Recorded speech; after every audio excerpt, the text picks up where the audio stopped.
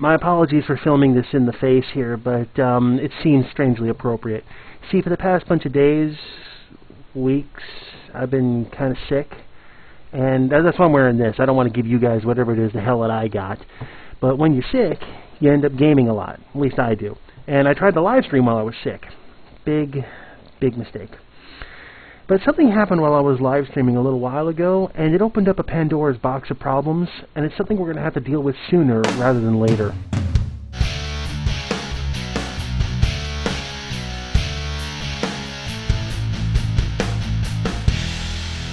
This particular video comes from an incident that happened while I was live and on the air. A player in World said this.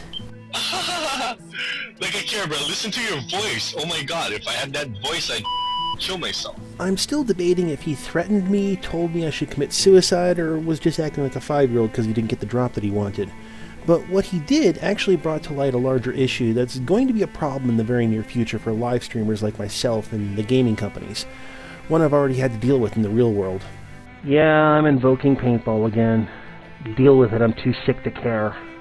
Many years ago, I bought one of the first helmet cam rigs available on the market. My reason? I was tired of dealing with the cheaters and jerks in paintball denying after the fact what happened. They would say, oh, you don't have any proof. So I started filming and then publishing my proof on the websites, later then on YouTube. The backlash was violent, to say the least. One field manager told me that I was not welcome at his field because of what footage I released about his field team. I was accused of altering footage, outright CGing video, Michael Mooring what footage I had. One player even posted on a forum that the next time he saw me, he'd take a handgun out of his car, put it to my head, and blow my brains out. And why? I shot footage of his professional player friend cheating. I should mention this is 2005, and helmet cameras were not as common as you see them now. Now, when I go to any event, cameras are everywhere. And I'm not talking about just tournaments. I'm talking about weekend recreational play. Cameras are getting smaller, lighter, and frankly easier to hide anywhere. So with that in mind, let me show you a couple of the cameras that I've been using a lot lately. This is my Contour. I've been using this for a lot of paintball filming, get a lot of good footage out of this. This is a camera that a friend of mine handed me. He said, do something interesting with this, up to and including the destruction of the camera. It cost 20 bucks. It came out of a blister pack. And as far as the third camera goes, I'm wearing them right now. These set of glasses right here, they are a camera. It records to a micro SD card. Now, you're probably not even thinking about it. You probably got a camera sitting in your pocket or sitting on your desk right now. Which brings us to a legal problem. When I started helmet camera filming, I usually asked for permission to do so. I did some research and found out that in all reality, that's just a formality. Most U.S. states have what's called a one-party or two-party consent law pertaining to recording things like conversations or, in my case, game footage. Most states are one-party states, meaning that only one person needs to be aware of the recording in order for it to be legal.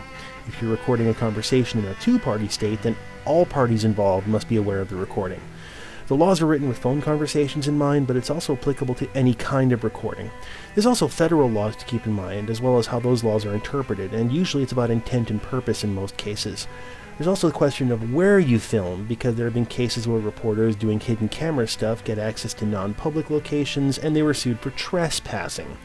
Courts look at something called expectations of privacy. What happens on the field of play, for example, has very little expectation of privacy as it's publicly available space, while somewhere like a locker room has larger expectations of privacy for obvious reasons. This is a lot of setup here, but it's really vitally important to understand that there's already laws concerning this type of thing in the real world. Once you enter the virtual world, however, it all kind of goes to hell in a handbasket. On any given night, there are thousands of people live streaming games of all kinds. These are live productions, and they're oftentimes being recorded for posterity.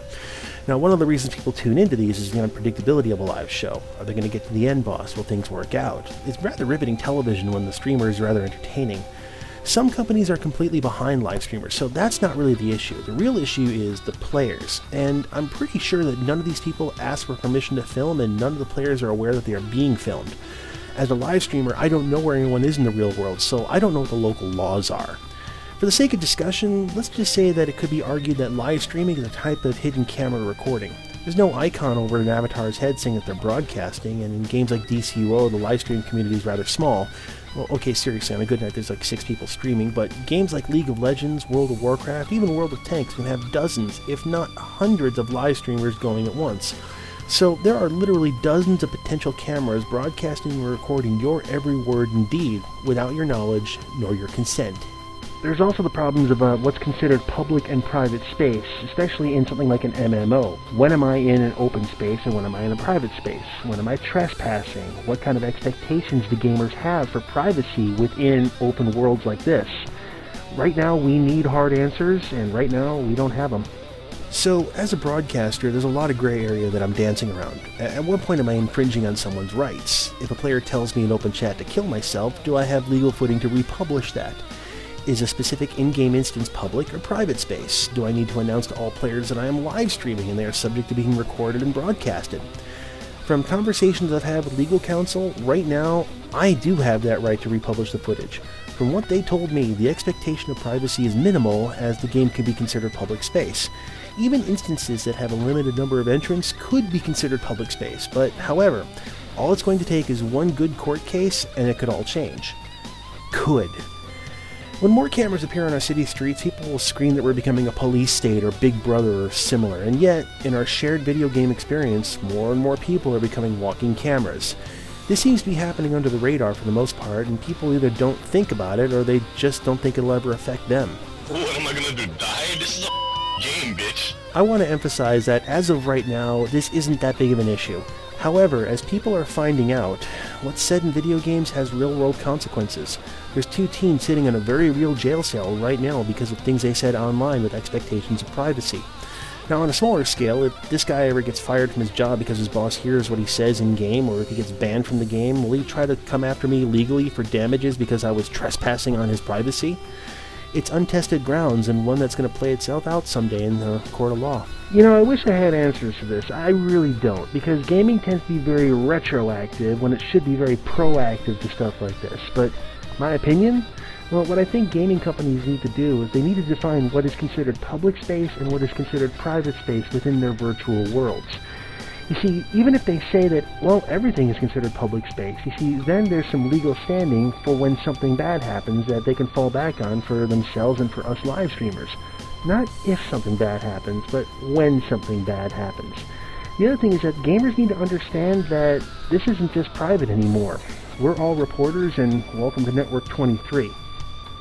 Now, as far as that first guy in that first clip in the video I showed you earlier, oh yeah, he gets his own special show.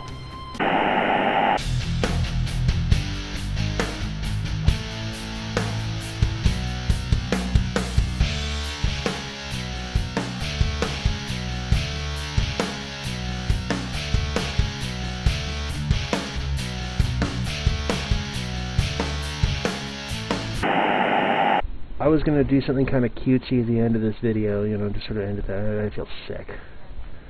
That's the other reason I'm wearing the mask. I don't want you to see how bad I look underneath this thing.